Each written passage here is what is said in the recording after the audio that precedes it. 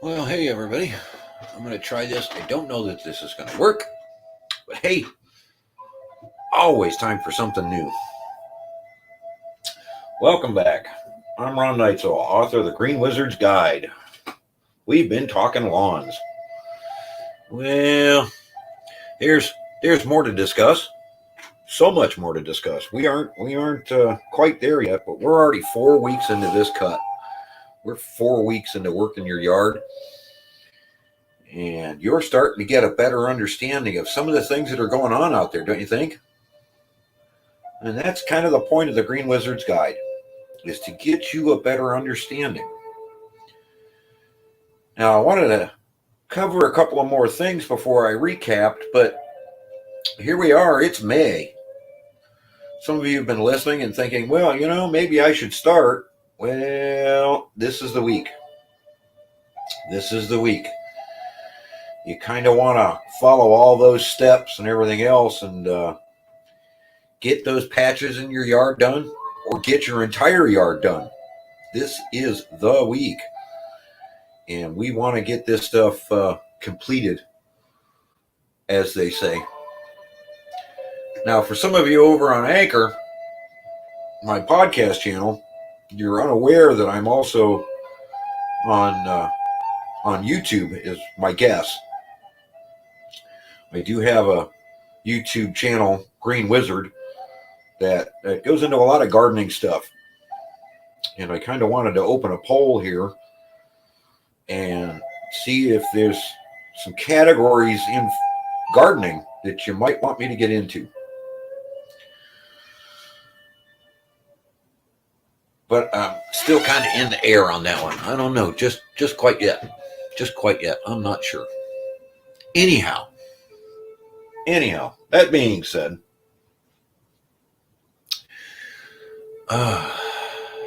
we have to make sure that your lawnmower blades are sharp. Okay? Got to make sure your lawnmower blades are sharp. It is May. All the branches are out of the way, the twigs are out of the way, the different problems are out of the way. We got to make absolutely certain that our lawnmower blades are sharp and ready to rock and roll.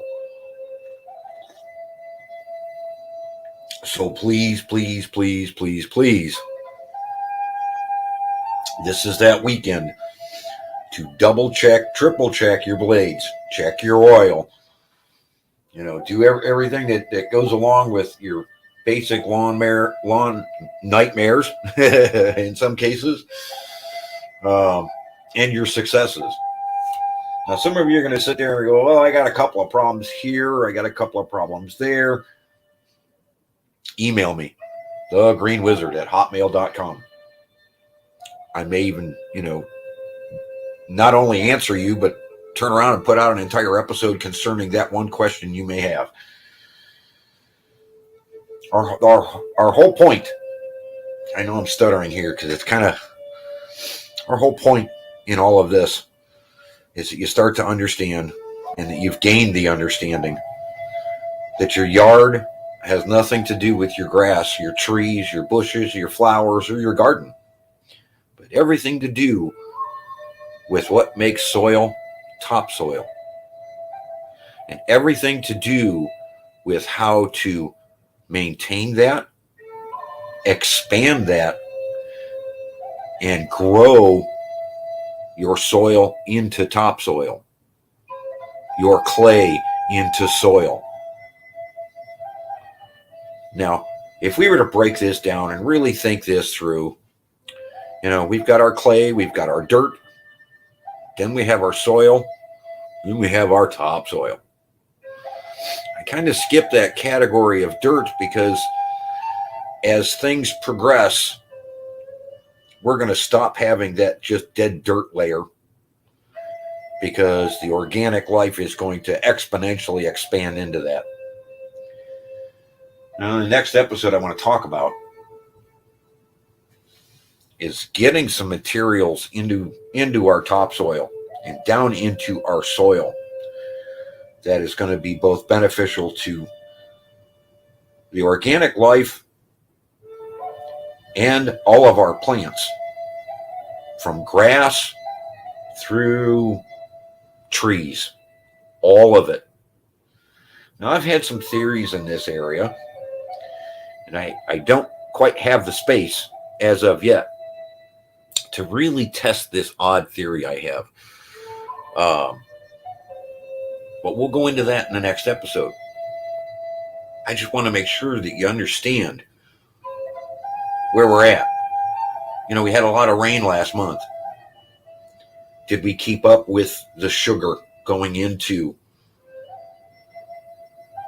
the yard? Have we dealt with some of the bug problems? Are we thinking about what to plant to clean the soils? What to plant to drive bugs away? What to plant to deal with some of the stresses we're having from the next door neighbor's yard? And if you followed through with the last episodes, what was it, 3 episodes back? We're dealing with a yellow powder that should have dealt with all of those. And we want to make sure that we keep in mind that when we start seeing weed seed, we head for the yellow powder. Because that's going to deal with, and that's going to eliminate any stress from the neighbor's lack of caring about their yard and not affecting your yard. Now understand, it's not just your direct neighbor, because the wind blows it in from miles away. We had let's call it a blight last year. Very weird scenario came into town. And it came after the grub season treatments had already been put down and worn out, called army worms. Very, very invasive, fast. Oh, Lord, fast. Destructive little bug there. They will wipe out an entire yard in a matter of one night. They eat up all the roots. They devastate. They just devastate everything. They're oh wow. I've never seen anything like it. And it's just one of those things you have to deal with. There's a recipe to test. Believe it or not, using Dawn, as if we haven't discussed that in depth, but using Dawn and warm water in a small area that you think might have a problem in it. Well, now, if you remember, I talked how this will attack certain bugs and break down their exoskeletons and what have you. It'll bring worms to the surface. It'll bring other bugs to the surface too, pretty quickly, because they start to drown. And you only do a 1 foot by 1 foot area, and you just pour this stuff on right out of the bucket, and it'll cause these guys to go absolutely nuts. And that's kind of what we want. We want to go after that, to see what is going on underneath. Now, those of us that work in the industry, we know how to look. We know how to check these areas and see if we can't find what's going on and what's under there, whether it be a grub or an army worm or whatever. Okay. Because we do it every day. We do it in most every yard. We pull up on a yard. We don't just hop out with our equipment and go crazy. We actually look at the yard. We look at the weeds. We look at the stress points. We look at the water points. We look at any number of things, whether there's a yellowing or there's a thing we have in my region called rust. Yeah, it's kind of the same thing as metal rusting, but when you walk through the yard, it leaves a pollen, a yellowish, goldish kind of pollen, orange maybe, might be the better description of the color, um, all over your shoes, all over your boots, as you're walking through the yard. And that's a stress response. The yard's hurting for food. Like I said, I'm going to cover that in the next episode. May 14th. Yeah, we'll go into that on May 14th. I just want to make sure, at this point that you're either keeping track, and maybe I should come out with a really simple 1 or 2 page guide that you can get off Amazon or something that gives you a chart to follow along and keep track of your yard and what you're doing. And I don't know. I don't know if we can put this in sections where it's front yard, backyard, left, right, whatever. I don't know. It's one of those things. It would be considered a no content book from an indie author, but it gives you a basic guideline as to, what you're doing this week, when you're cutting, how thick you cut, how much you got, how much that. See, some of tracking all of this stuff is watching your yard to look for growth spurts and or growth stopping. Now, in that scenario, we have areas from our sidewalk to our street that we call tree lawns. And it's just a small patch. Now, you may have a small patch of yard next to your driveway before your neighbor's yard or something along those lines. What you might want to do is consider that as your test area and go over there with your bagger and cut the grass to the height that you like it, and then see how long those grass clippings are. See, because there's a theory about stressing your yard by cutting off more than 1/3 of the grass blade. And yeah, I have seen it affect the grass, but I've also seen people mislabel it, where when they're cutting it short, they're exposing the crown and instantly assume something's wrong.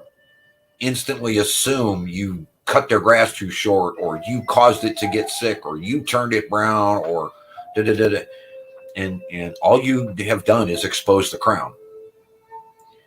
And this is where I say every year, and sometimes twice a year, cut that grass really short. Get that crown down. It is in the as close to the soil as possible, as close to the topsoil as possible, so that when you have the ability to start striping your lawn, you actually have a lot of grass blade to work with. You're not only working with 1/4 of an inch of green, and the rest is thatch and crown. Because when you scalp that, or you cut that too short, now you've got something to be upset about. And we can avoid that by keeping the crown low.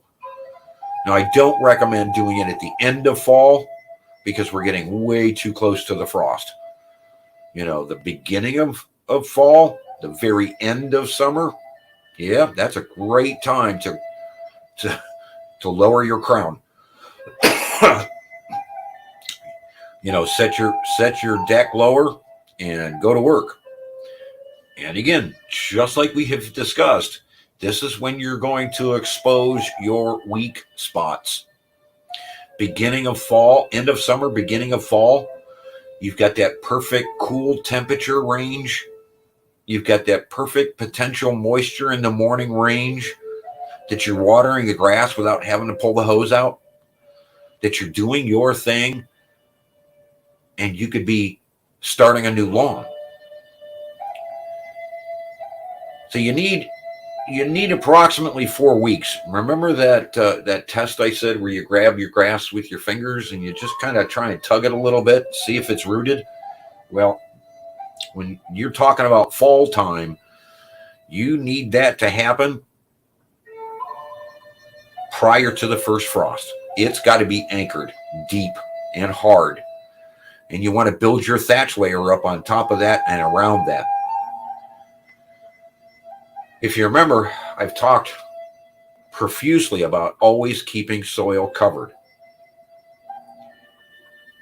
That's what the thatch layer is for. You want a new thatch layer twice a year.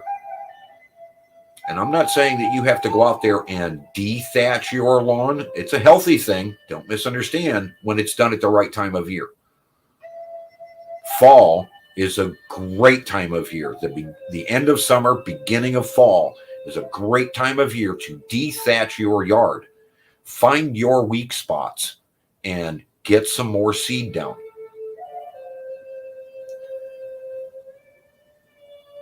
So you could, in essence, start this all over again. Start this podcast all over again, starting from your weak spots and working your way up until that first frost, and then stopping.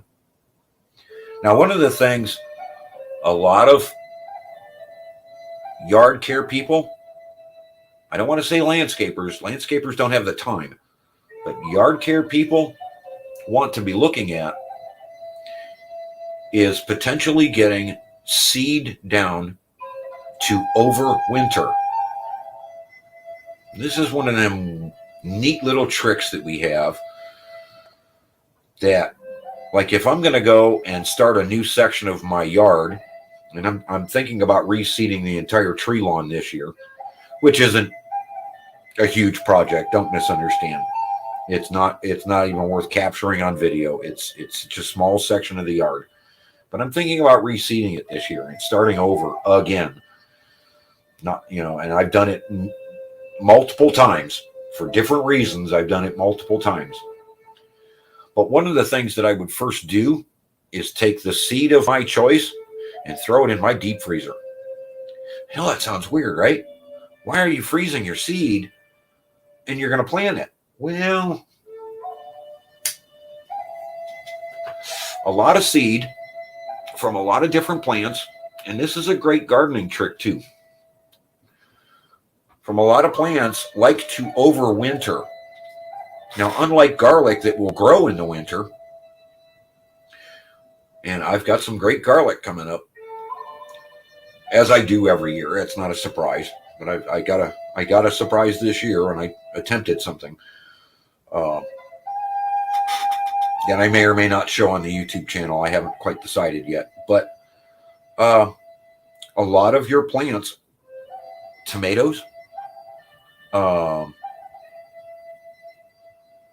your rooting plants, not the sustainable must-haves growing in your yard, like your potatoes, your sweet potatoes, your rooting plants. A lot of your plants and a lot of your plant seeds, radishes, peas, corn, what have you, all of these benefit from an overwinter scenario. Now, there are ways to test the seeds, floating them in peroxide.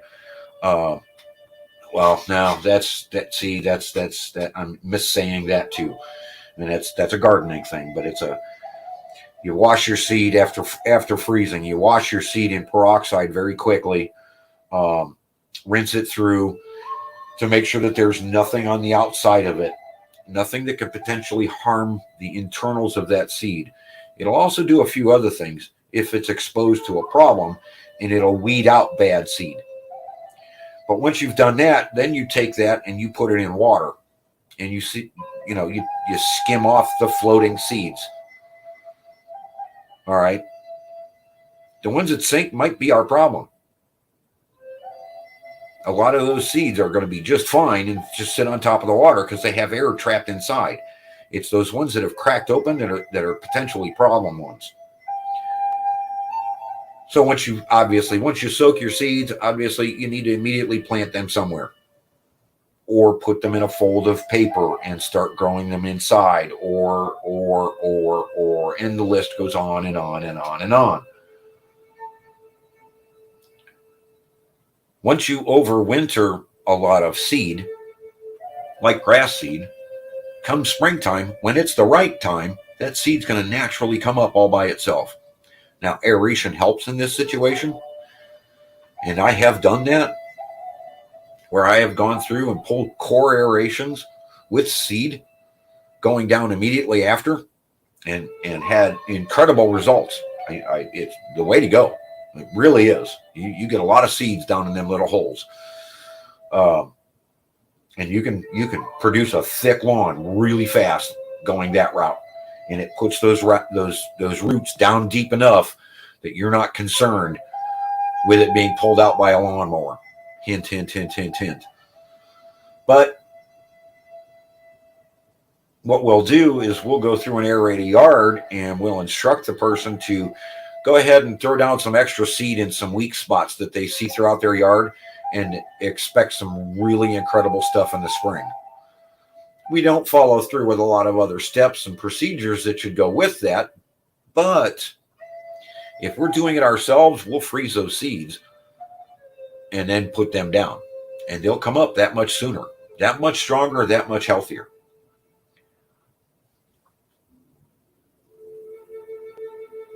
So just to recap, we got to keep our yard washed. Got to keep those chemicals out. We want to stay on top of everything. We got to keep a clean lawnmower. If you're helping your neighbor and your neighbor's got a bunch of weeds, get your lawnmower deck washed out. Get it cleaned up. Get that blade resharpened. You don't want to be transferring seed and problems into your yard, into your property. There's a lot of drawbacks to a lot of different plants that are growing out there that are green that could potentially be harmful to your brand new lawn. And as you keep up the new seed growth and your grass is expanding exponentially, that puts pressure on your weeds, and the weeds won't come. The weeds won't grow. They can't get established. Yes, a very thick, healthy, rich lawn will not allow weeds to come in. As you start getting a sick lawn and soil conditions start to change, then we end up in the problem we had to begin with. So it's all about the soil, everybody. It's all about that living organic life in the soil that is our highest priority. And we have to stay on top of that.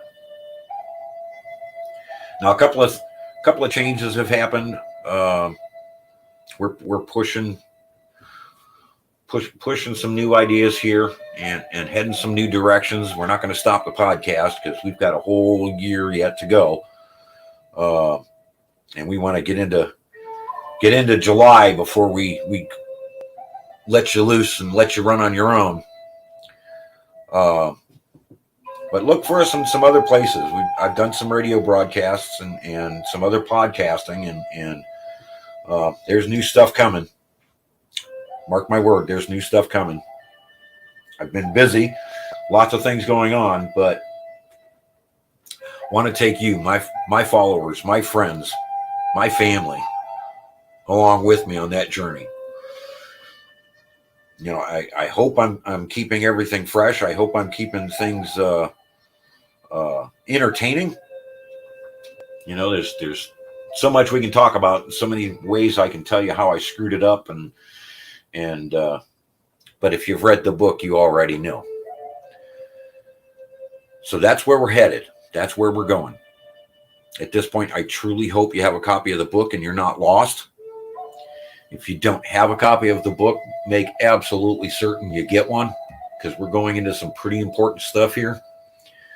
You'll find your copy of the Green Wizard's Guide on Amazon. Unless you happen to live in my neighborhood in Cleveland, Ohio, and want to track me down for a signed copy. Stranger things have happened. I've got a lot of friends in the area. I've got a couple of stores in the area that are carrying the book.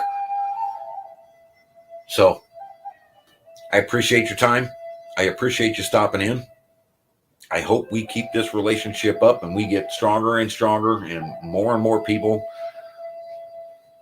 coming in with some great questions that you may not have thought were that important, but they do affect your yard, your flower beds, your trees, and your gardens. So let's keep moving forward, everybody. Let's start improving those soils, and let's get you and the world a better yard, 1 yard at a time, starting with yours. Have a great day.